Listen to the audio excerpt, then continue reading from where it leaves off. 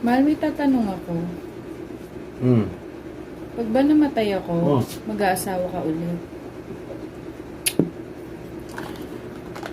Pwede naman. Eh di dito kayo titira sa bahay natin. Oo. Pwede rin. Eh di dun mo siya patutulugin sa kama natin. Ha? Sa kama? Doon din. Eh yung mga damit ko, ipapasuot mo sa kanya.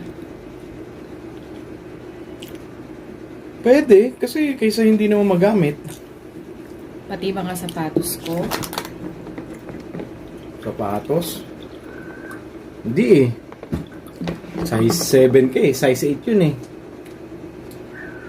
Sino yung size 8?